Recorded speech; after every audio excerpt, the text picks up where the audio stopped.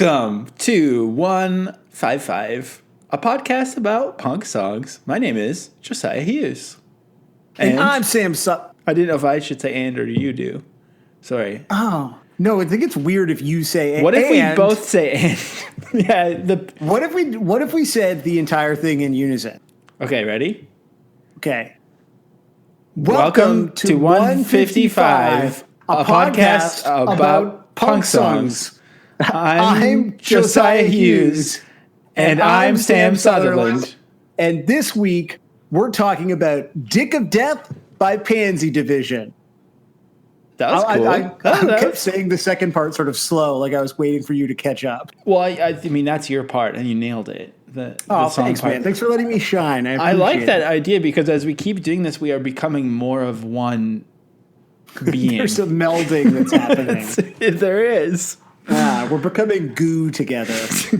We're becoming Society, the movie, and totally, the thing. Yeah. Well, speaking of a man being in your butt, that of course is the extremely the theme of this week.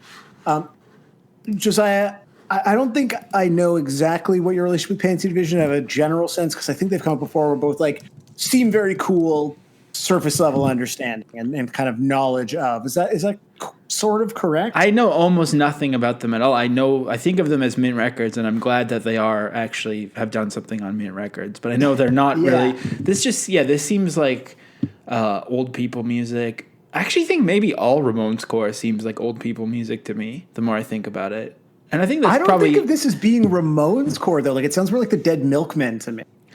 Yeah, maybe I'm like adding so much Ramones core to it because I want it to be Ramones core because I do like this song, but things that sound like the Dead Milkmen or I don't know, Violent Femmes or whatever, I'm not usually into that kind of stuff. So this song I thought was sick. I never heard it before. I honestly don't think I've ever heard Pansy Division, but I think of them as being like a cool t-shirt band from old people era of pop punk. It's sort of like a compliment wrapped in an insult where you're like, they seem very cool if you are old. Yeah, a compliment wrapped in an insult is pretty much the only thing I'm capable of. Right, yeah, exactly. If you're new for some reason on this episode, that is like that's my one thing phrase I've ever heard you offer. That's all I know how to do. Right, you're like, it's nice, but is there something about it that I'm not supposed to like? I honestly like the reason I thought Ramones core is because there's a lot in the vocal delivery of this that reminded me of Chicks Dig It. Yeah, it does feel like it's definitely like of a piece, I think, with bands of that era that are definitely doing very Ramones-y stuff. I know it's like not even fair, but I feel like Ramones core specifically is a derivative term applied to bands in the like aughts to now that are doing it like even more deliberately winking and as like pure homage, whereas I don't think anything that like Pansy Division or even really Chicks Dig It, or like the Ghoulies or any of those bands did sounded exactly like the Ramones. It sounded like sort of the step after the Ramones, whereas everything now sounds like it's just like trying to be Rocket to Russia too. Yeah, I could see that, I guess. Because also something that's similar. Really, that was again. You were like, I can see that. I guess. I was like, wow. Okay. Sorry. I think the more we talk about pop punk, I realize I barely like any of it. But that's, I think, why it's good that that's what's happening here, right? Yeah, I'm just like squinting to care about even Ramones core. I think I don't like most of it. I don't know, but I did think this was sick, and it did. I think what you're describing is like this and Chicks Dig It. There's so much personality that transcends the simplicity. Yeah, and that's what I definitely took from this, and I really liked it. And similar to Chicks Dig It too, I thought, especially at the end of this song, there's like the famous quote about the Ramones that I don't. Another quote. I just like half remember rock quotes. So like last week, the Sex Pistols one. Eric Alper tweets that you've seen where like just exactly gets filed away and you can't help it. I believe the Ramones once said, "What is your Desert Island album?" No, like the thing about the Ramones is it like they play at 25% of their ability or something. Do you know what I'm talking about? Yeah, that seems like an Eric Alper sort of. Like and that I always thought that was cool that they're like so aloof, they don't give a fuck, and that's to me more like what the Strokes are like or something. But bands that have taken the Ramones and then gone further with it, I guess proto Ramones core like Pansy Division and Chicks Dig It. I noticed at the end of this song, it reminded me of Chicks Dig It. They don't have that aloofness. Like they're like giving it their all. They're like singing the shit out of this song. Yeah, totally. And that's what I love is like not all of, because there are definitely like very serious Pansy Division songs, but for the most part, like as like Chicks Dig It, they really took the kind of like stupidity that was at the heart of the Ramones and like then applied that again to their own individual sense of humor, right? Like the way that gets expressed by KJ is like different than it gets expressed in a Pansy Division song. There's like sort of different perspective, but in the same way that like, I guess folk music provides sort of templates for people who cared about specific things to then be like, here's a 7-minute song about, you know, racist civic policies in various cities in, you know, Mississippi or whatever. You have these bands who are like, we are just going to talk about fucking every single song. Like that's kind of our bit. Like there are Pansy Division songs that are not about sex, but they are sort of the exceptions that prove the rule. And I love the idea of being just like, here is what we are about as a band, and just sort of like living the best version of that over numerous albums. Absolutely, because it feels like, I mean, just seeing how long they've been around and knowing enough about them to know that they've been through like various, even just on different like there's not many bands that are on Lookout and Mint and Alternative Tentacles. Like that's kind of like a sign that there's like something going on here. I feel like they just have so much personality and they're putting so much effort into it, and that makes it just so much tighter than, I guess, Ramones core. But also, I mean, I don't even think something proto Ramones core, which you did like 2 minutes ago, like totally straight faced and moving through it. I was like, damn, writing about music really fucks up your brain, because you're like, this is a reasonable way to kind of, and I was totally like, yep, that's what we're talking about. But in the abstract, that is an incredibly stupid thing to say. I know, but that's the beauty of it. It's like a mixture of writing about music for half your life and growing up watching The Simpsons and thinking that all the made up words were just real, normal words. Right, yeah, totally. I don't know. This song is sick. I think what I was going to say is the longevity and the seeing kind of the career arc and knowing that they're legendary. You can just tell that it's like, there's just something, and this is true for us, I think, at least in our old life, probably still now, taking a gimmick and just beating it to death is so sick. And you kind of achieve like a deeper wealth of conversation through it, rather than just like kind of wishy-washy doing whatever you want. It's kind of like taking a gimmick and beating it to death. I think it's actually just the same as having an art practice. Yeah, or having like a podcast about Blink-182. Yeah, man, we're really floundering without Blink-182, I think. Exactly. But like really, like what was Blink-155 if not like an incredibly sexless, Pansy Division? It was just like, we've got an idea and we're going to explore it to its hilt until people eventually stop letting us do it into a microphone. Also, the band name Pansy Division is so good. It's so good, and that's one of the things that you and I aren't going to be able to answer for each other, but I do wonder about is like this band looms so large in my mind as like a queercore band because they were incredibly successful, but there's also the fact that they have the coolest fucking name. Like it's so like fun. It just tells you everything that you need, and it's like, I don't know how much it's one of those things where like you and I should keep saying the word pansy because it does feel like it's a bullying term if nothing else, but it is such a sick name. But for me, there's always like the Green Day connection, and even we saw this on the Discord when we revealed there that this was the song that we were doing this week.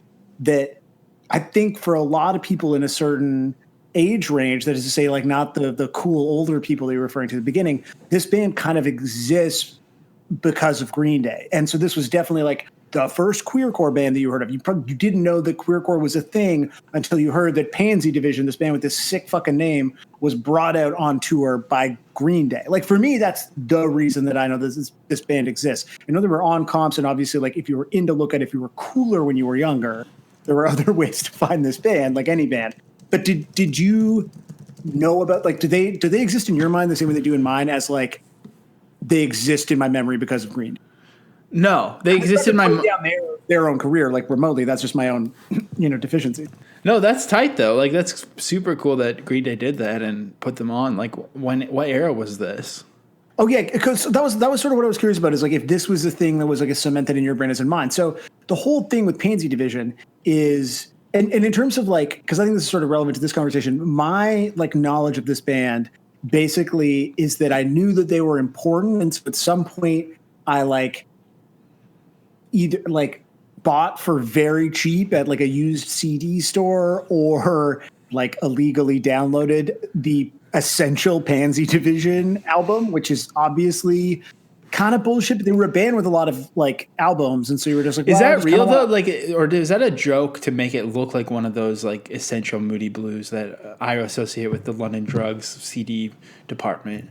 Like, I feel like that's like a sort of winking Essential album cover, isn't it? Or is it actually like the same? It is a winking Essential. Like, it is Alternative Tentacles. Like, okay, yeah, that's tight. That's so tight. But it does exist, and it looks like that, which is that's so cool.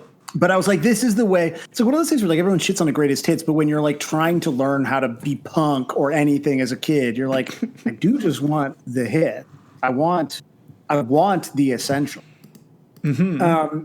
And it was like I remember at the time, it's a little too Dead Milkman-y for me. Like, it's not Ramones-y enough. But when you see it like in context at that time, like watching like a few live videos of us, I was like, oh, this is so fucking sick. But like recorded, I needed things to be way more like, I was too dumb. I needed everything to be like blank, and I didn't totally get it. But the story I'm trying to get to is that I knew this band as basically like one of the reasons that Green Day were punk, because on the first tour that they went on after Dookie came out, this was who they picked as their opening band.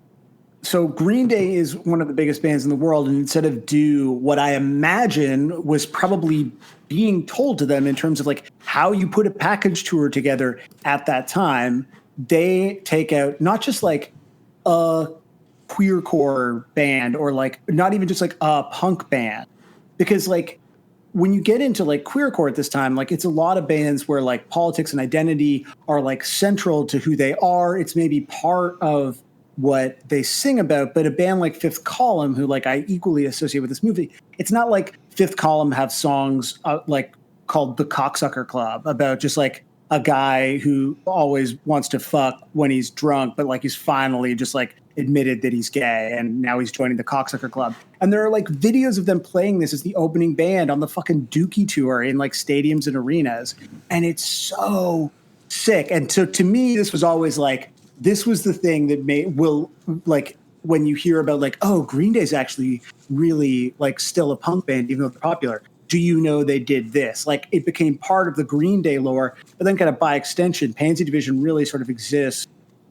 You know, I said to you before this episode started, I was like, I feel like we're going to be talking about Green Day a lot. And so it's interesting to me that like you don't have that association. Like to you, they're just like, okay, do you think of them as like a very gay pop punk band, or do you think of them as like a queercore band? And like, basically this whole time I've been really racking my brain trying to come up with something that is kind of a play on words that combines queercore and Ramones core, and it's making me think of Queers core.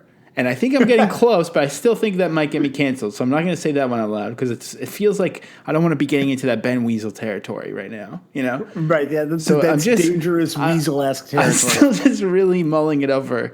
But no, I don't know. I think I've just like there are times in my life where I felt like I needed to learn about the history of a genre and like know all the bands. But those times have been very far and few between. And mostly I've just always been aware of this band and thought that their logo was cool. And thought, like, I've just always had, like, a sense that they're just, like, sick and that I would like them. And then I was poking around their discography and, like, They did a record on K with Calvin Johnson on it, and then they are on a comp with Chumbawamba, and they're on another comp with Ozma, and it's like this Pansy Division is just everywhere, and they're just cool as hell. Like I just respect them from afar, and I'm definitely going to listen to them more. There's something about that, like, and we talked about this a little bit during Gobuary, the kind of like Mint Records pop punk sound. And so like this band having, I guess it was like those Lookout records come out on Mint in Canada. Because it's sort of weird when you're like looking at these things. I should probably be looking at Discogs, but I always do everything just through Wikipedia. And so like when you look at this album on Wikipedia, it's like Mint Records, but it obviously is a Lookout record. And I don't really understand how that works. It would be so easy to find out. Is there any chance that you know? No, but I bet you it's probably either, just the Canadian release of something like they do now, or like a CD versus vinyl thing, maybe. But yeah, what I think maybe Lookout was kind of, in some ways, the American Mint, essentially. At some point, it felt like it. There was, or maybe Mint was the Canadian Lookout. Like, I like thinking of it that way. Like I was like, that's a very Canada-centric view of the world. But then, like, I don't know, in the long view, which, I mean, like Mint is still a label, right? We keep kind of like talking around this, so we should just open it right up and say, next week is wildcard week, which means all the patrons get to vote on what song we do. Voting is closed, true. But I don't know what the song is yet. But everyone in our Discord will know, so they know what to cover. Not to mention that, we'll give you the early drop now because Sam cannot stop talking about them. We don't know what we're going to do in April, but we do know we're going to do a themed month coming up pretty soon. Are we? I mean, you know that as well because we agreed. Yeah, but I'm the avatar for the audience, right? Okay, that's cool. Well, try to act more like one of our fans. Like, try to act like all of our fans at once. Like, take everyone that listens to the show, all the different types of people, and then turn it into an impression that kind of hits on all of it and is kind of a little bit playful, but not hurtful, but just like kind of a caricature of all of our fans as one person. Okay. But in the context still of talking about the next theme month, like that's the yeah. The sort of I'm scene, gonna tell you about it, that we're gonna have one, and then we'll go from there. Okay. So up next is we're gonna. Or I don't even know how to say it now. I'm so nervous to be talking to all these people at once. We have a theme. Yeah. We have another themed month coming up after April. Do we? And just imagine the person who's saying this is just like so smart, very funny, beautiful inside and out. That's not what you say about them. That's not what you say about them off mic. But. That's exactly what I say. Do you two have that? By the way, Sam is my favorite.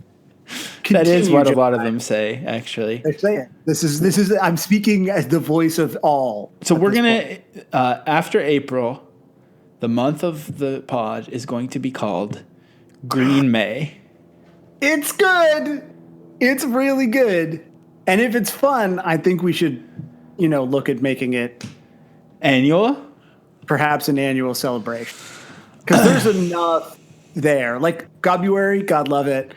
I don't know how many times Gobuary might be a real Halley's Comet passing the Earth, but maybe biannually, or wait, is that twice a year or every second year? Semi-annually? You'll never know. Okay. Anyways, so that's just because Sam can't stop talking about Billy Joel.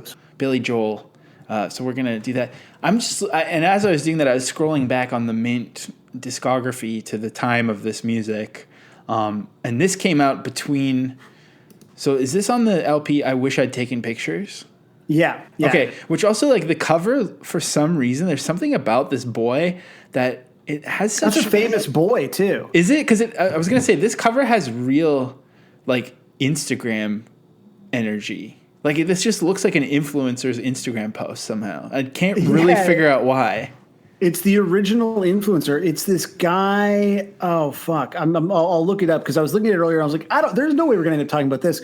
But he's on the cover of the album before this. But he also was in like some Gus Van Sant stuff, and he was in some GB Jones films, and like GB Jones co-founded JD's with Bruce LaBruce, which like named and basically started the queercore movement as like quote unquote homocore at the time. Well, he looks just somehow like he kind of looks like that guy. Oh fuck, what's that guy's name? Cameron Dallas or something. Maybe I'm just like tuning into the homoeroticism of sort of Vine influencers. But that's what's so interesting is I think you're tapping into like this sort of like embedded. I mean, homoeroticism in those types of creators because so this Marcus Ewart. Who's on the cover of this album was in like Lollipop Generation, the GB Jones film, was in a Gus Van Sant short film, like all this other has like, so he was in that movie along with Vaginal Davis and a bunch of other people. All this is to say like this album is sandwiched between two Smugglers releases, and there's a Mr. T Experience record that came out on Mint around, or that's actually a few. Mint must have been the Canadian release for that. And then there's all these Cub albums and Huevos Rancheros and Duotang. And so to me, Pansy Division just like goes in with all of this. I Got a Rash by the Evaporators, the Smugglers, I already said that. But yeah, kind of like just like this sort of, quirky, maybe even like a pinch of B-52s with Ramones core. Yeah, I mean, I think like, no matter what, there is like a camp element to it because they just like, again, I think there's so much like the sort of constant over the top like lyricism. Like it isn't just like, oh, we're exploring issues of gay identity. I mean, these are obviously issues of identity, but it's like taken to the absolute hilt. By the way, Marcus Ewart on the cover of this was the last lover of William S. Burroughs. Whoa. Just like Cameron Dallas. Doesn't that suck? Though? Like the idea of like, this like cool, pretty young boy was the last lover of William S. Burroughs. Like, and it has been the subject of works by Allen Ginsberg. Like, that's what used to happen to pretty young boys.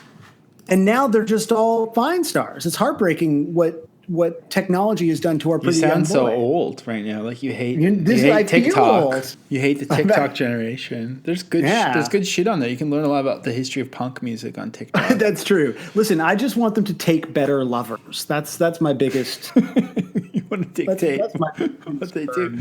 No, and what you're getting at about the lyrics is like that is something I also noticed is like this isn't that far off lyrically from like Mabel by Goldfinger or even like a Vandals song or something. And it's just like a wonderfully hilarious, silly pop punk song that's also really horny and funny. So, I mean, respect. I love it.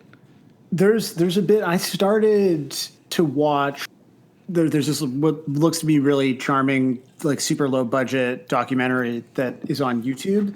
And I was like, I don't know that I can watch 80. I didn't want 80 minutes of like a low budget YouTube documentary, unfortunately, in my life at that time. But there's a great line towards the beginning with like, I think the drummer from the Mr. T Experience, who was the drummer in Pansy Division for a little while. I'm now realizing that, but he's tagged as the drummer of Mr. T Experience, basically saying like, I don't even know a lot of like heterosexual bands that sing this much about sex. Like, I think there are pop punk bands that had like one-off songs that were like horny, but this is like easily the horniest band of the 90s from this scene. Like I honestly just don't know a hornier band. And I think that's a big reason why people were so attracted to them. Because even if like, as long as you weren't super homophobic, it was like just really refreshing and fun, I think, to have a band that just sang so much about dicks, like their dicks and other dicks, like holes, their holes and other holes. Like, can you think of like pop punk is, I joke about like Liquid 55 being kind of like virginal and sexless, but that's sort of because I think the era, at least that we came up with, was very virginal and sexless. Well, right? I think it's because the other bands that had like kind of potty humor, it was either like the things that go in the potty, or it was like just joking about the concept of like making your brain fill in the gap of what a dick is. Whereas this song is just like, yeah, I'm grabbing his dick and it's huge and he's sodomizing with it. It's like just like it's so literal. I think that's what like early Blink was trying to do, but then even they, maybe as they became more sellouts or whatever, they stopped just like kind of describing the actual penetration and stuff. Well, and you just got to think like again about context, and we have years of belaboring this for anyone who hasn't listened and is curious as regards, Blink, but you do wonder like in the case of this band in the 90s, right? Slightly different era. Is there any element of like people who are into this band who are like laughing at and not with? Because sometimes that's the concern with like, Blink gay panic jokes is you're like, what's the joke, right? And on some level, you kind of wonder, like, was that always the case, with this? There's a clip that I actually really do want to play. Howard Stern went to the, like, Green Day show because I guess they were going to have Green Day on or whatever, like, in 94 when this tour went through, I guess, New York or Long Island or whatever. And, like, talks for 10 minutes, like, on the Howard Stern show the next day. And this is, like, at the peak of Howard Stern being a thing, all about how much he loves Pansy Division. And it's, like, genuinely, like, loving and super funny, but then you're like, but part of the joke is that like these dudes are talking about fucking each other and like, is that funny to, again, not Howard Stern, but like the audience that is hearing it. But this is a super long point, but like again, in sort of trying to find them, there's not a ton of great like live videos of them in the 90s. Like there's some playing in Germany, playing in London. They're like fine. Just like, okay, I get it. They were a punk band in the 90s, but like watching them play it now, because it feels like basically like Pansy Division kind of ends up, getting together when there's like a big event. Hopefully they get paid well for their time. And so it's like Pansy Division playing at like San Francisco Pride in 2019 or Pansy Division playing at like Houston Pride. And you're like, and that's fucking awesome because they get out there and like one of them will be in a dress and they're singing Dick of Death and they're doing it like in front of a Pride, audience. And you're like, that's sick. And it's like this nostalgic band that you get to enjoy who's like singing about huge dicks. Before you hit play, what year is this video from? So this is from 94. So this video is Pansy Division opening, and they in this video, I couldn't find them playing Dick of Death, but I mostly just wanted to play it because I like this. To me looks like they could be a band in 2021, right? Like one of them has like just like what I'm seeing right now, like this guitarist, is this the singer or is it a guitarist? Wait, where? Yeah. Oh, yeah. Yeah. Like, this guy looks so cool. He looks so cool. He looks like... No, this guy looks like a cool band that Exclaim would write about in 2021. He's got this, like, just shirt on that just says queer... I don't know about that. I don't know if there's no cool bands in 2021 other than Greta Van Fleet. But I'm thinking more like he looks kind of like a Built to Spill Yo La Tengo type of guy. Like, he just, like... Yeah. Like, that's the other thing I love, just kind of... from a distance about this band is just I have so much respect and admiration for, and that's why I do lump them in with Mint, and I like the Mint stuff. Again, mostly from a distance. I haven't dug that deep, but I do love when it's like indie guys playing pop punk and just kind of like dumbing down or not even dumbing down, but just like using pop punk as a vehicle to deliver their songwriting and kind of outwardly presenting themselves as not serious, even though they're very clearly like writing songs with care.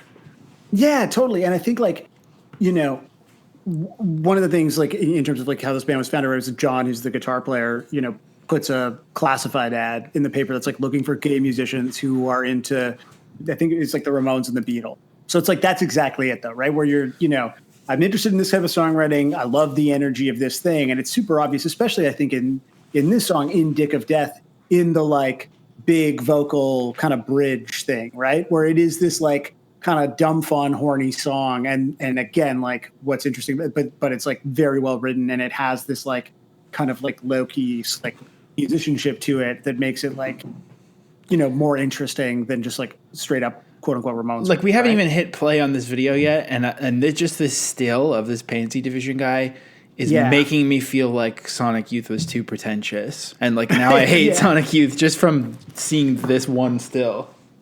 So let's watch Pansy Division play Cocksucker Club while opening for Green Day on the Dookie tour. Like I can't get over that notion. Hi honey, I'm homo. But people are stoked, right? Yeah, there's a lot of people. Bass player wearing the band's shirt. Very tight. Yeah. It's tour.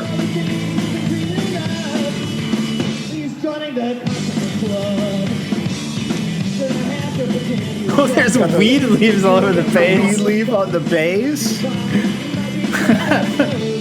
But it's just like looking at this audience and this band playing, like, it's just fucking sick, you know? And, you know, like I saw somebody on Discord talking about how they went to this tour and they were like, I actually think that's the first time I ever heard a homophobic slur, like in real life, was someone shouting something. Pansy Division, like, who was listening to Green Day in '94? Like, it was just like normal culture. It was normies. Normal culture sucks now. Like, can you imagine what Green Day was like the Imagine Dragons of their time, basically. Right, yeah. Although Imagine Dragons they very were radioactive. Yeah. Imagine Dragons very LGBTQ friendly, I think. So that's a bad parallel, but made a but no, actually I think it's a great fucking parallel, because the whole thing about, like, I mean, literally your friend Dan Reynolds made a documentary about like LGBTQ2 plus people in, you know, the world, I guess, but like really like as it relates to the Mormon church, right? And Utah. Like, that's how important that is to him. So like, I actually think the parallel is not crazy, because definitely most Imagine Dragons fans, not most, that's totally unfair. I think it's reasonable to assume that there is a healthy swath of Imagine Dragons, particularly Mormon Imagine Dragons, who are homophobic. And I liked also that your like best possible thing that someone can do for a cause is to make a documentary. It's so good. Right. Thank you. Yeah, it's true. He laid it all down and made a documentary. He made a film. He got paid for it. No, you know, like, they're trying to be fair, a part of that documentary is about like the concert that they put on in Utah. So you should, how have you not watched this movie? It's a good movie. I don't know, because he's my friend. Instagram doc. It's kind of awkward now that I'm friends with Dan Reynolds. You know, I don't want to. Actually, I haven't talked to Dan. Dan Reynolds has not faved any of my shit. And I even love the new Imagine Dragons song, but. Wow! Did you tweet him? Did you tell him that? No, I like tweeted about it. Throw something to him. I tweeted about it, but I didn't tweet at him because that feels desperate. I felt like he could see it and respond if he wanted to. But now I think Dan Reynolds from Imagine Dragons has me muted. Oh, that's troubling and entirely possible. What is this Howard Stern thing you're talking about? Right. So like Howard Stern went to whatever the Long Island Arena is, like where the Islanders play, to see the Green Day show, and then goes on the radio and talks about it the next day. But like, if you think about how fucking huge Howard Stern was at this time, like, I don't know what it was like where you went to school, but when like we got Howard in Toronto, it was like Q107 at Howard in the mornings. I think it was Q. I thought Howard was like quite untoward and too vulgar for my taste as a child. I only really associate him with like seeing him on, like, he's one of those people that I only know about from Mad Magazine. So I know that there's like, yeah. I You never seen Private Parts? No, I have. I saw it, but only like a couple years ago. Like, I never saw it back then. And and even Private Parts, like, aesthetically seems like a Weird Al parody of a movie. It's true. It's so it totally weird. feels like UHF. Yeah, it has very Al TV vibes. Yeah, it's so odd. But, you know, like, one of the things that I kind of wondered about coming into this is like, you know, how like Pansy Division, I feel like, are like synonymous with this era of queercore, and does that come remotely at the expense of, again, I think of, you know, of bands like Fifth Column, you know, like Tri-Bait, that kind of shit, and then you realize like, no, this is like amazing. Like, their whole thing when they started that was like, we want to be just like, their thing was like the first gay rock band, which is obviously like not true, but it's like a good, it sort of sets. It's good branding. It's really good branding, and say like, not only are we going to be like people in a band who are gay, but like our band is going to be gay. And I think like, it's kind of the opposite of when people say we're not a Christian band, we are just Christians in a band. But yeah, these were not just like some gay musicians in a band, right? Like, it was so much more than that. And, you know, you think about the sort of long tail of that, and how it takes these like incremental, incremental fucking wins, I don't know, for lack of a better term, to just like get people to not be shitty to each other, and like what it means to have Howard Stern talking about how sick Pansy Division is on the radio, talking to like millions of people around North America, around the world. It's like pretty cool. And it's honestly like a really funny time capsule. So this is like Howard Stern describing to Robin seeing Pansy Division. And you could just play this till you get bored. It's probably like, you know. It's 11 minutes long. Okay, I'm going to play it now. Yeah, play Did you it for ever get less to the than that. concert, by the way? Yeah, I went to the Green Day concert Friday night Yeah. at the Nassau Coliseum. Mm-hmm. Yeah. So I got there, and there was this band on stage called Pansy Division, Right. which was an all-gay band. And don't they, like, expose themselves and stuff? Well, yeah, we couldn't wait to get there because what happened was as soon as we got there, everyone, like, from the Coliseum was saying, evidently, when you work the Coliseum, they went down to Philadelphia to check those guys out the night before to see Green Day because they like to see how the concert goes, what they should be prepared for, and all that kind of That's a stuff. nice life. Yeah, well, but it really is part of their job because if there's any kind of trouble or potential trouble, they want to know about it. So evidently in Philadelphia, when the Pansy Division went on, which is these three gay guys who just, every song is about getting, stuff done to their buttocks. Really? Yeah. Oh, I got to hear their album, too. And they come out with like a big dildo and they're playing with the dildo. It's like, they're real gay. They're super gay. They're doing it to the max. Yeah. And the word was that in Philadelphia, when Pansy Division went on, the crowd went nuts. They wanted to beat them up. They were trying to storm the stage. Because, man. this is mostly like 15 and 16-year-old boys who are having questions about their own masculinity. And suddenly there's a band up there, and these guys are going around singing about getting stuff done to their butts. See, I was going to ask you, if Pansy Division is that out there, have times changed and guys aren't all crazy about that anymore? But I'll tell you something. The crowd at the Nassau Coliseum, while they weren't raving about them. Because it was really weird. Like, I started, moving around trying to dance or tap my feet to the Pansy Division, and then all of a sudden I go, wait a second, I'm tapping my feet to a guy talking about getting stuff done to his butt. Yeah, I'm So you get the gist of it, right? It's funny too, having not really ever listened to Howard Stern and him being presented as this nasty guy, and then he's like, "There's a fella being stuffed onto his buttocks." Yeah. Well, again, it's the 90s, right? But yeah, I mean, I think that all would have been pretty shocking just on normal radio on a Monday morning in 1994. That's a long time ago. But I agree. Yeah, it's that was shocking to people back then. That's greght. Yeah, that must have been huge for I mean, with a band like this, I always wonder, do they still have did Pansy Division do well enough that what's the main guy's name? I don't even know his name. So John Giannoli is a guitar player and Chris Freeman is the bass player, and they're the consistent guys. So Dick of Death is a Chris song, whereas Femme in a Black Leather Jacket is one of the other hits. That's a John's. Okay. But they've probably never done well enough to not have day jobs, probably. I feel like they have to be a day job band, or maybe it was for a minute there in the 90s, but I can't imagine the long tail on those Lookout records is huge. But that's kind of even the best arc for a band is to be played all these arenas and then have these cool nuggets like Howard Stern talking about stuff in buttocks on the radio and all these various interesting things. They've had a full life as a band and experienced everything, and that's so much cooler than if they had made it and got rich enough that they never age and then they just look like these weird smooth action figures like every other famous pop punk person and just keep trying to keep their glory days going. They just seem so cool. They do. I think you are nailing it though. The coolest thing you can do is be popular enough that you had a really, really good time with your friends for a couple of years. Because I think this in a very limited way about being fortunate that Junior Battles was as popular, is whatever as we were. And I mean, I kind of imagine on some level you must feel the same way. Anytime you're I was able to leave my hometown and play music for people, in the abstract, that's very cool, and I'm glad that I have that now that I'm in my mid-30s and I can't do it as much. But imagine if your version of that was you opened for fucking Green Day all over North America.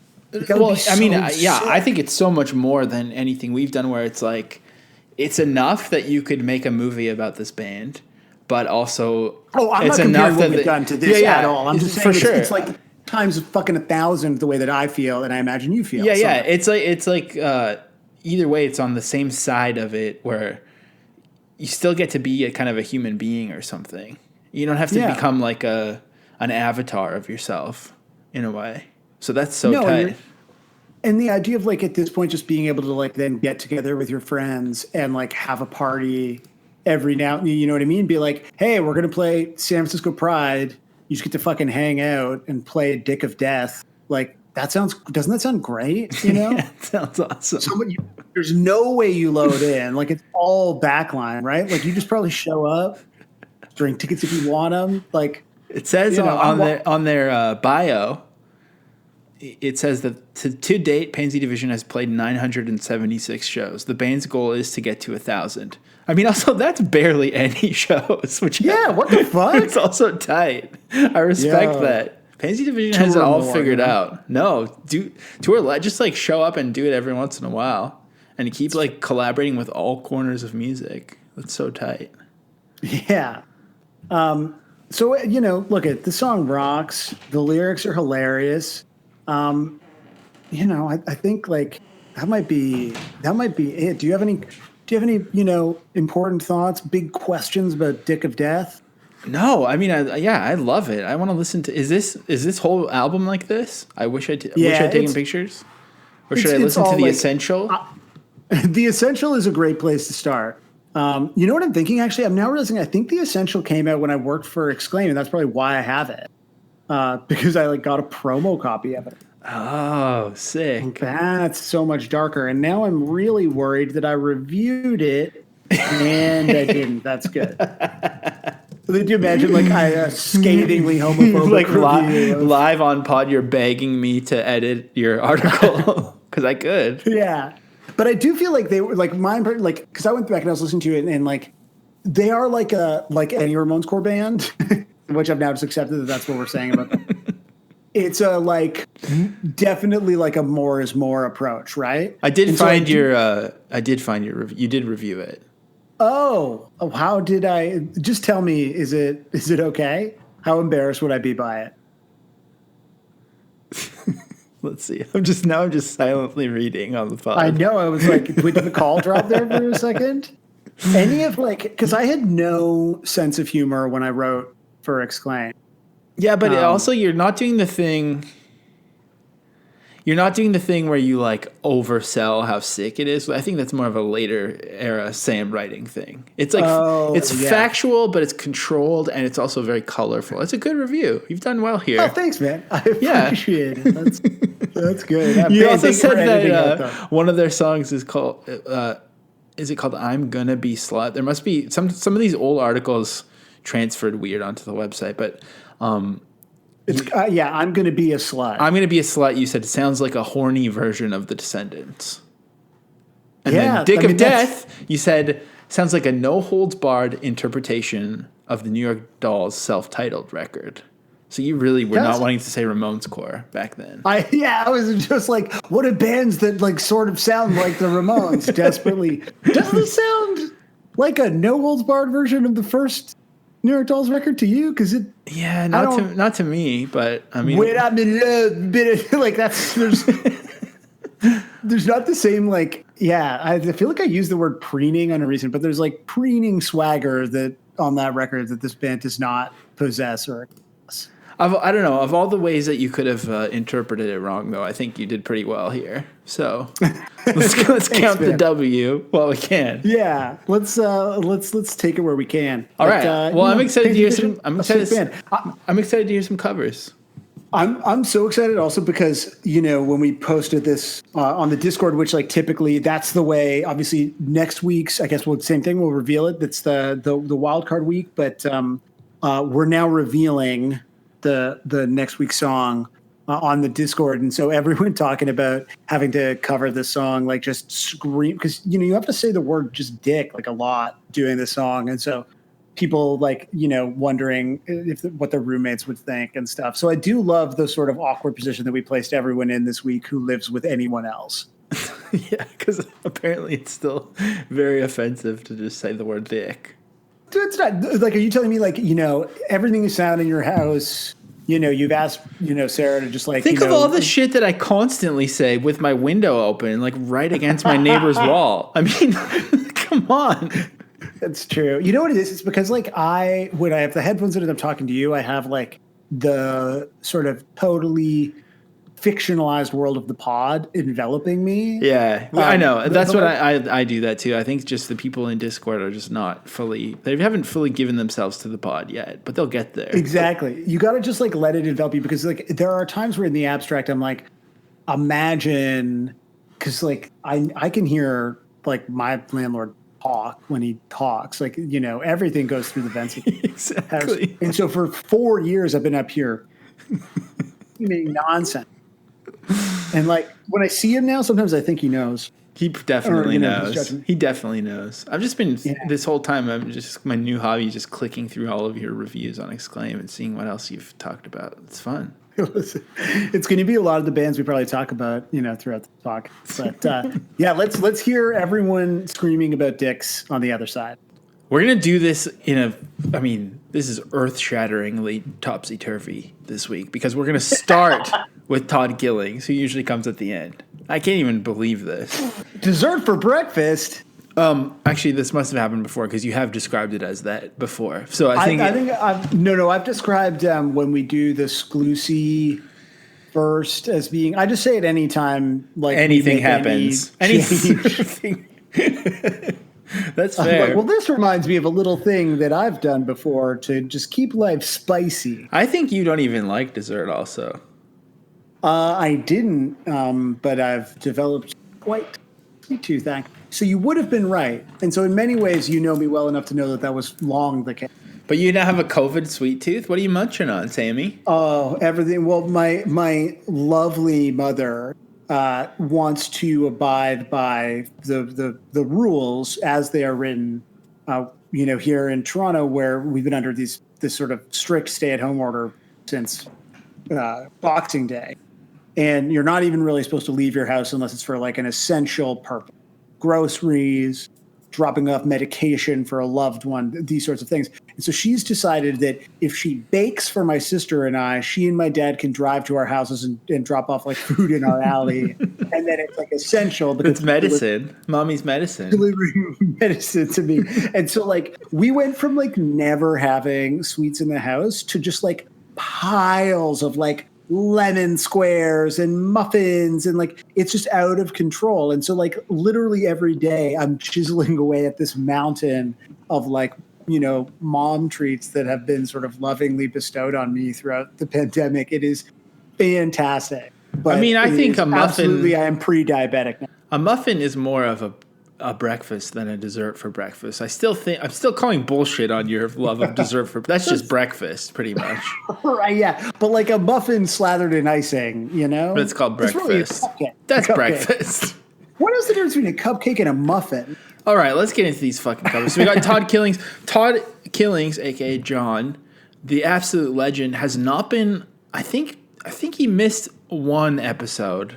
And I think there was another one where his upload didn't work. But he's been gone for a minute. And so it's so happy to have Todd Killings back. He was gone because he broke a couple ribs. And he's just recovering. Oh, shit. He's healed up some and so happy to be back. Apparently it was like still a bit of a struggle because he broke some ribs. But shout out to Todd Killings, who has brought wife of the Todd, Christina Cara, on vocals. So here's Todd Killings featuring Christina Cara.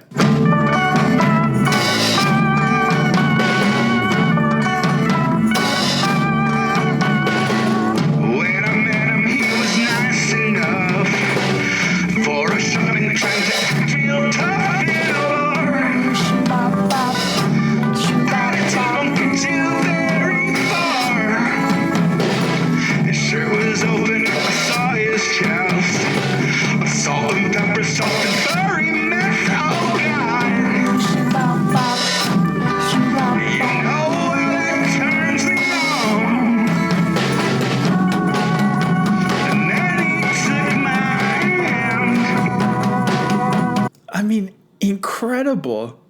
I'm very excited to hear more intermingling between the voices of Todd and wife of the Todd, Christina Cara. That sounds fucking sick. That was like some junkyard doo-wop kind of music.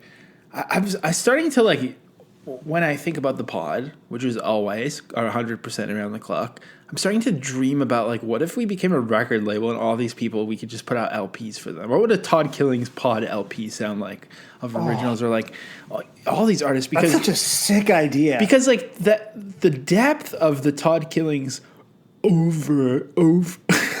Is that how you pronounce that? That's one of those words that I've never said out loud. Me neither. Never. Like Schadenfreude. Yeah, that one's hard to say out loud too. I think we nailed both of them, to be honest. I think that we both took a risk and it was tremendously successful. I think Schadenfreude is my oeuvre. Really? In many ways, yeah. That was so sick, John. Thank you.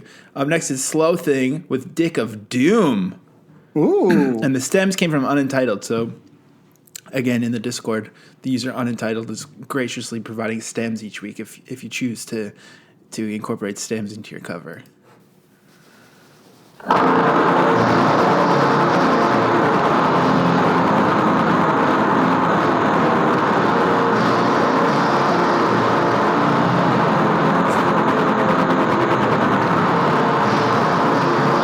Not really hearing the stems so much. Thanks for those stems.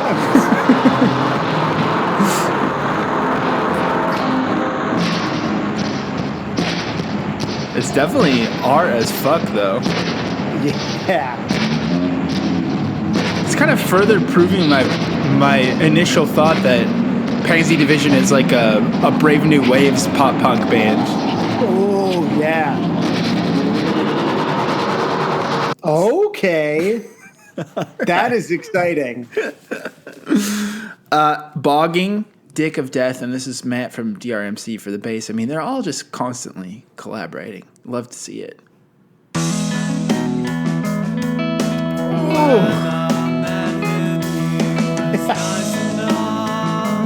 This is sick.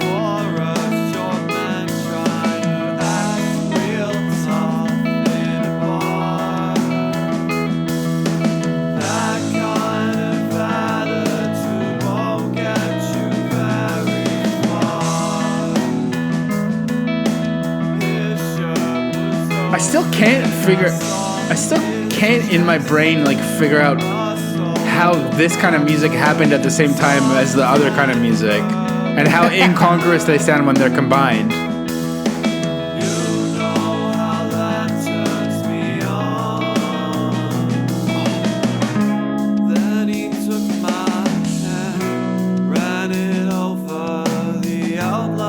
Actually, it kind of, never mind, it's not incongruous at all. It kind of works perfectly. Yeah, to be honest. although I do love thinking that song is going to get to a point where they sing, I looked into his eyes and let him sodomize me with his dick of death.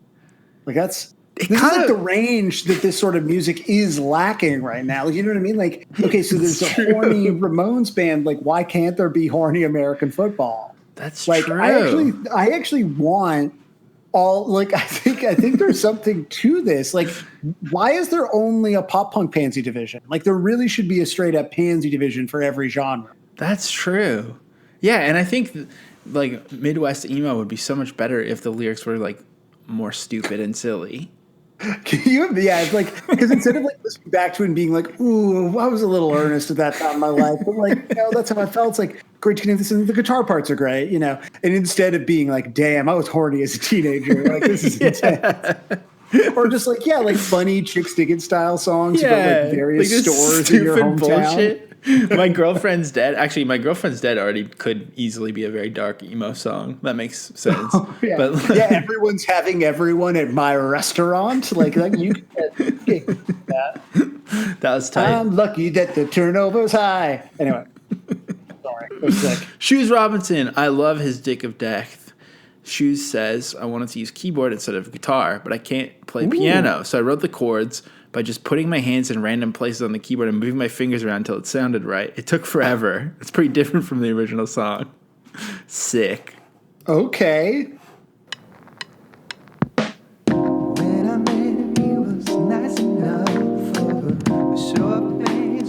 Okay.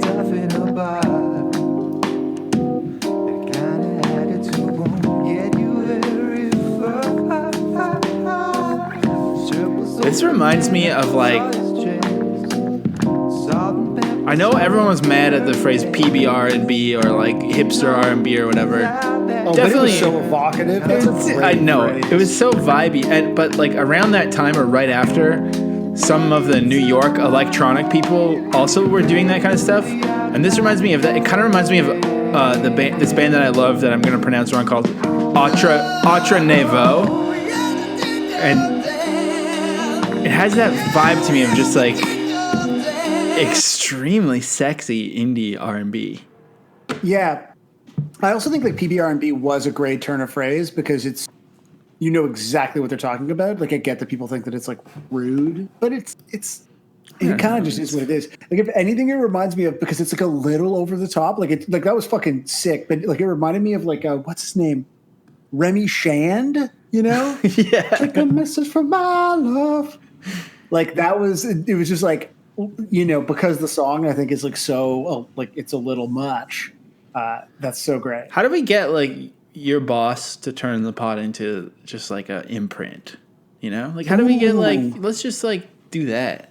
I'll talk to, yeah. I mean, like, you know, the woman who runs distributed labels, like, you know, it'd be the same as any deal, like, you know, any of the bands that we already know and love in this country who have distribution deals through Universal, which is like, we'll be like, there's all these people in America. No one in Canada listens to our show almost at all, but there's a bunch of Americans that we want to sign to a Canadian. Yeah, totally. It's the opposite. We're draining the brain opposite ways this time around. Yeah. Okay, clown. Brain. Clown College Dropout, Dick of Death. Let's do this. Well,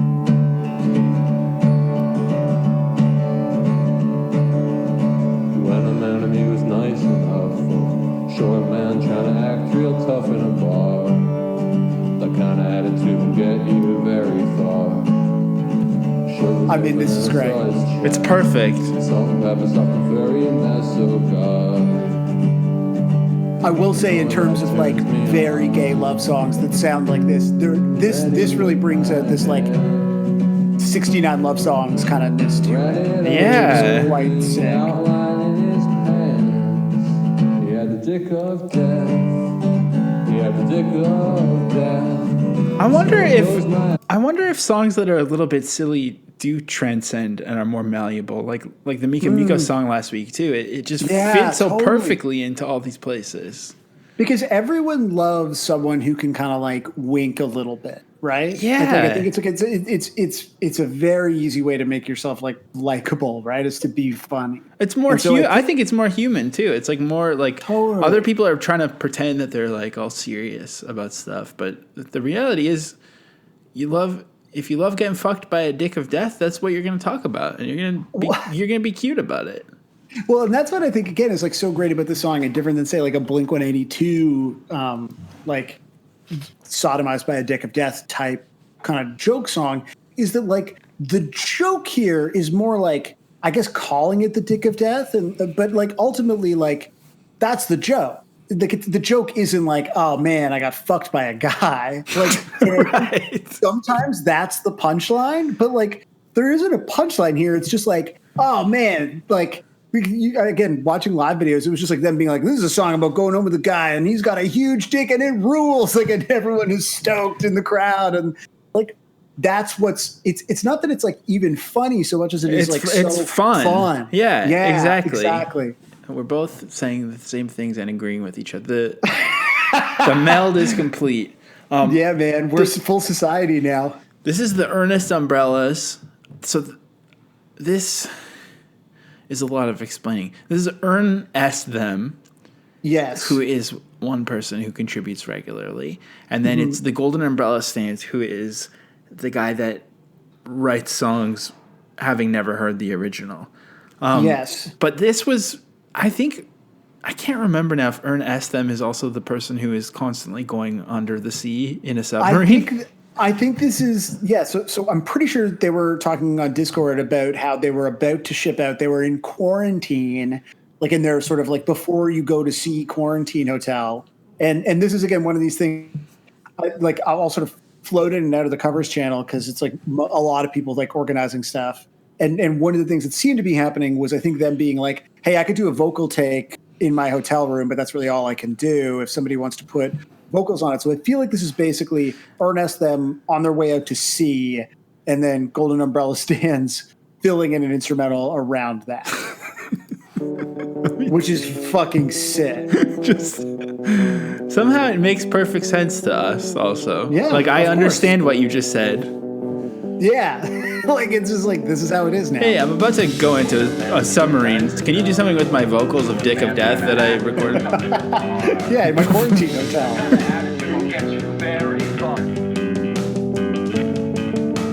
Picture was open and I saw his chest. A salt and pepper something very fast, so God. You know how that turns me on. Great instrumental too. Yeah, this is great. This bass is like going places. Whoa. Open it right up. The outline is man.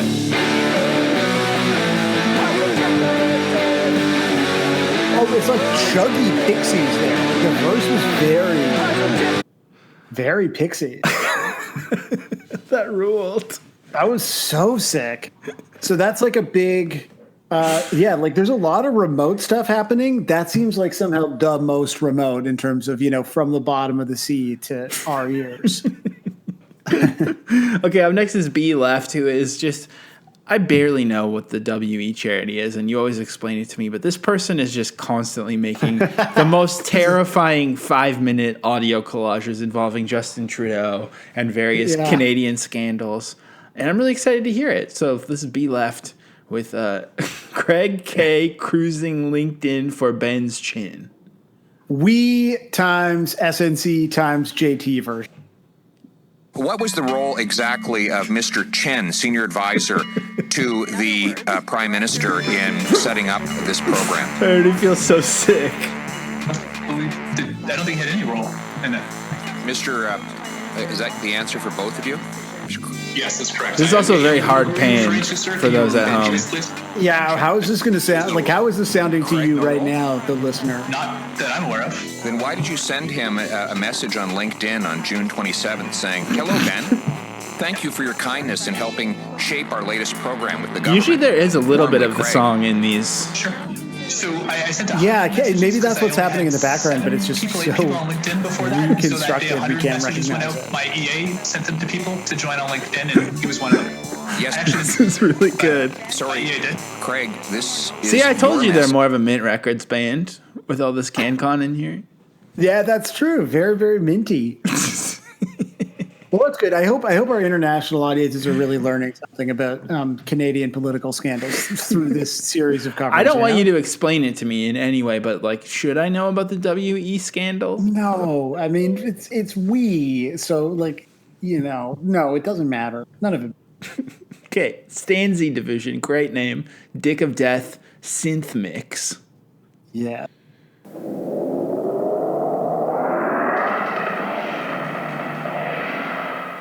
I'm Carlotta with MTV News. Queer punk, homocore, whatever you call them, there's a new breed of proudly gay punk bands making a big noise these days. Chief among them, San Francisco's delightfully poppy Pansy Division, which got a lot of attention after Green Day hired the group. That newscaster guy just said like everything that you said about the Was band. that Kurt Loder? It had very Kurt Loder in a music documentary. Yeah. This is such a nice sounding synth.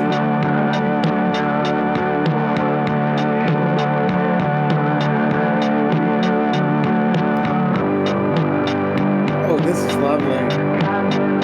Just a warm blanket of synth.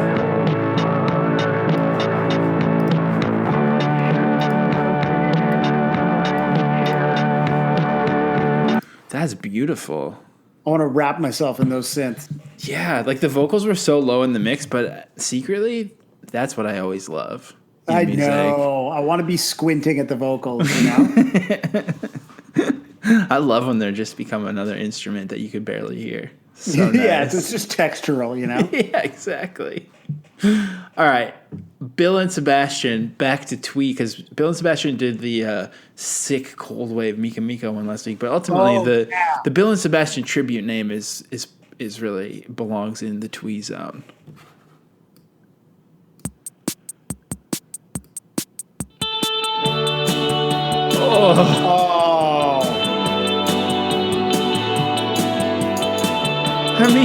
on. This is nice. This is nice.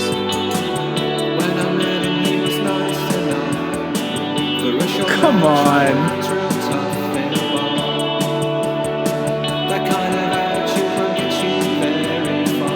This is incredible.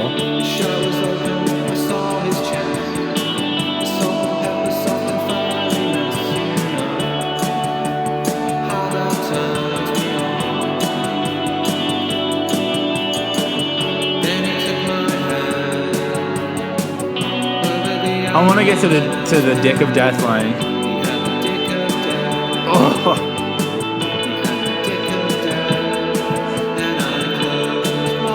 Oh, that's really lovely. Good Lord. Come on. That was nice. That's not that fair. Was nice. That stresses me out how nice that is. You mad about it? Yeah, it makes me feel upset. It makes me feel like pacing a little bit because you shouldn't be able to do it that well. That kind of It's not sweet right. thing. Just with 3 days notice. It's bullshit, Josh. Yeah. And also, again, Dick of Death really works in that context. Like, I'm like, this is definitely the best Bell and Sebastian song I've ever heard. So the band name is Bill with an E to make it Bell. But yes. Like Bell, but it's really a reference to an old friend from what feels like a lifetime ago. Yep. Man we once knew. And there's someone else I think you know is Shawn Mendes's lawyer. Oh, yeah. Have I told the story before? Okay. This is Shawn Mendes' lawyer's best friend. Whoa. What is happening here? The note says it's inspired by the OG male gaze anthem. Place where we just met, his shirt was open wide. I saw his chest, a soft and furry mess. Then he took me by the hand and ran it down the outline of his pants. So I closed my eyes and tried my best to. What's the OG male gaze anthem? I don't know.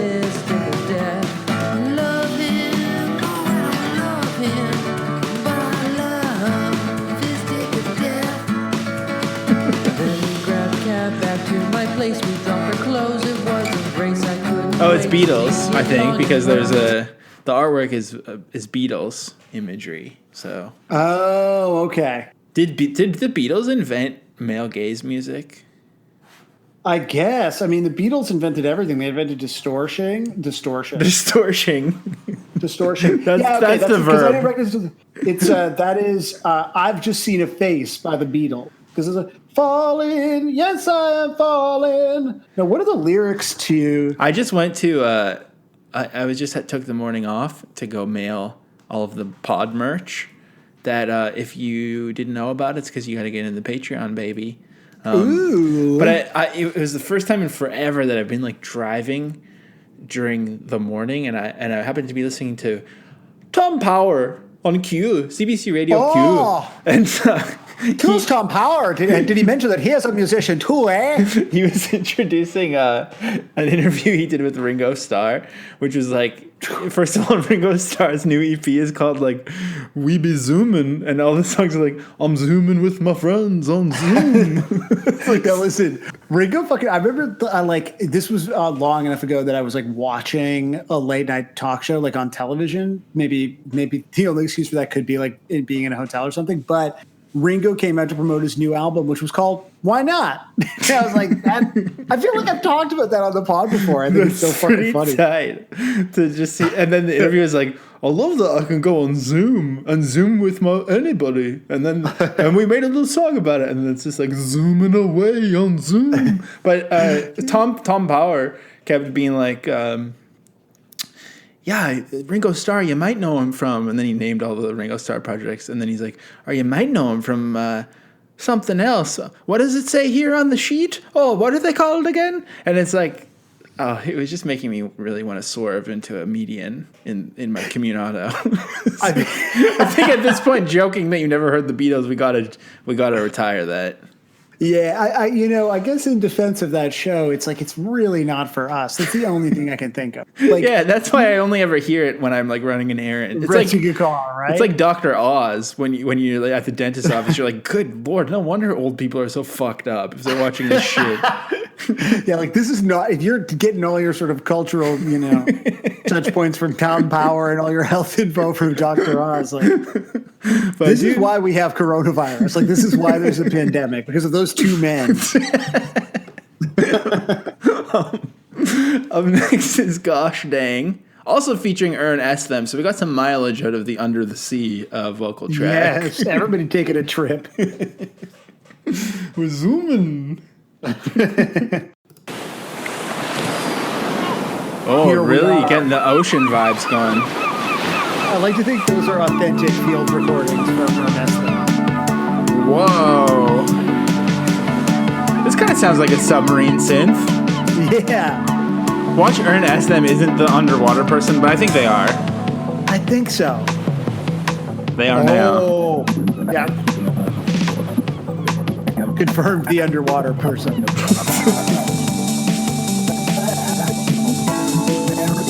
This rules.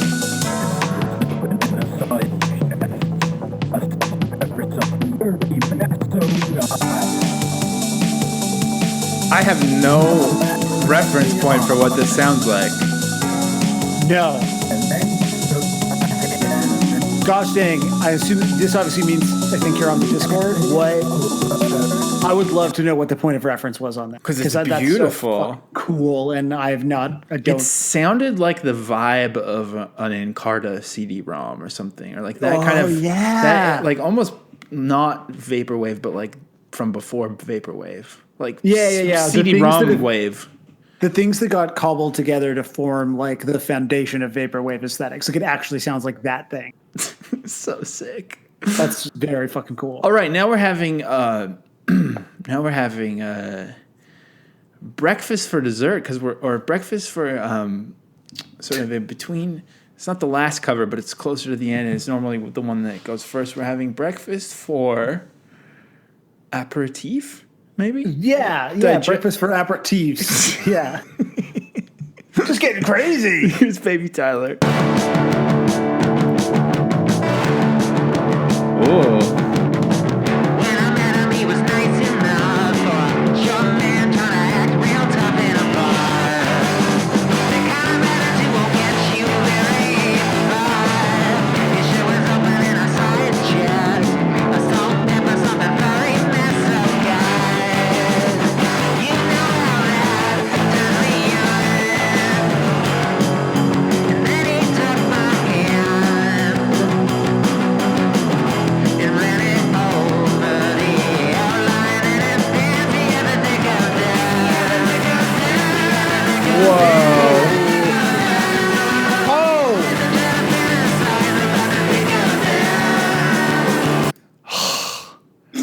Baby Tyler said definitely one of the most fun songs to cover yet. You can hear, I mean, there was some details in there, my baby boy.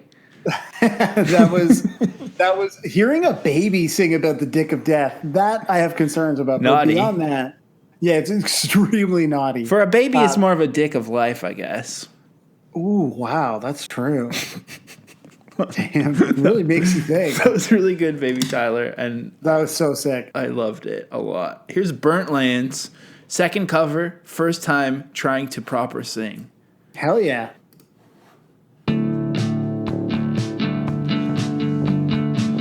See, there's really like the indiness of this song is coming through so much. This makes me think of Hayden. Yeah.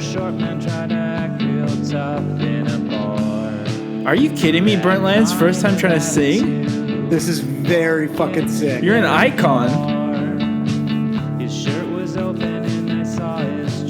It reminds me of something else, too. Almost semisonic, kind of. Ooh. Hugely underrated band. Yeah, I feel like you know about all their album tracks or whatever, probably. The drummer wrote a pretty funny book. I knew you were going to bring up that book.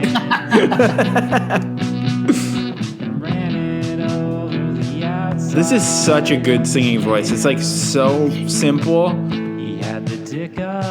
Oh, the no doubling. Bullshit on that on those vocals. You need to sing a lot more, Burnt Lands, my friend. Yeah, that was awesome. Like very sick. More. That would be great. Okay, DRMC, Dude Ranch Means Come. this person is always referencing some Fat Records type shit that I don't know what it is because I only really know about Blink-182 and Belle and Sebastian. Because I missed a few things that like the last few have all been things that I know, and I feel like I'm like buzzing in because propaganda.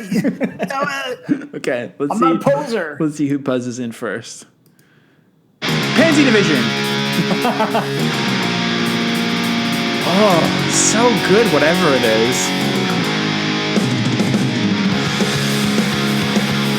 It's always infuriating when I know it, but it's not something I've listened to 10,000 times with the Propaganda song, and I know I'm not going to know it because now it's just going to be painful.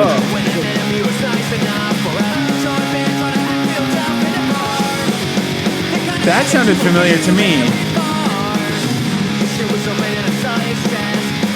I feel like it might be Slick Shoes.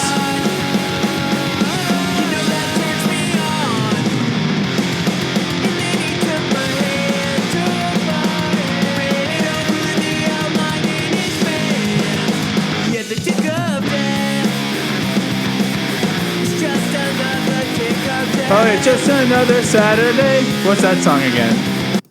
No, that was, you know this. I know. No, that's killing me. Oh my god. This is so embarrassing. It's Lagwagon, right? Yeah. Okay, thank you.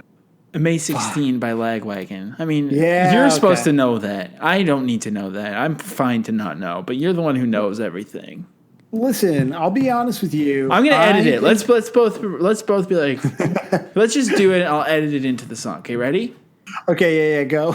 Okay, Sam. First one to get it is the non-poser. Ready? Okay. May 16th by Lagwagon. I thought you were at least going to pretend to start to play it. I'm still mad I got. Unentitled is the last one. This is the person who does all the stems. That's what's up. It started as this is the dick emoji, which I understand. How have you written dick emojis before in your life, Sam? Let's type them to each other. I've always done this, even though I know this one on here is better. I've always done this so that I can do that. Oh yeah. I'll be honest, I started, seeing my wife, before I ever even had a cell phone. And so never even in a joke have I tried to create some sort of dick emoji. I think they would be. So you're telling me either that you've only ever texted with your wife, which I actually kind of believe because I don't know if I've ever texted you before, or you've never like had friends that it would be funny to draw dicks at.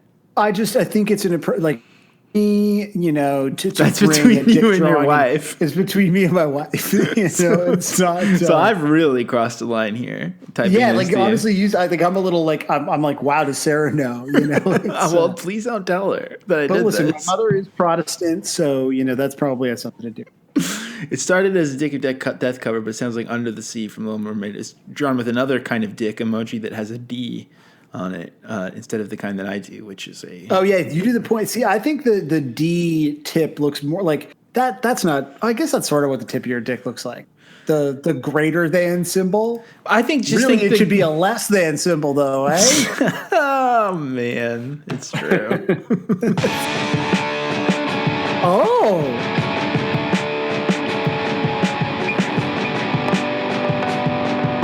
Wow. The guitar harmonics? Oh, this doesn't sound like Under the Sea to me. But I don't know what it sounds like. I'm vibing to it, though. I feel like this sounds like one of the songs on like the Brand Van 3000 album where you're like, what were they doing? This is sick. It sounds like an interlude. Yeah. I love the one hand drum. The occasional pop of the tabla. Oh, it's like the Tea Party. This is so sick. Oh my god. Oh, and shit. That was sorry. And that was Dick of Death.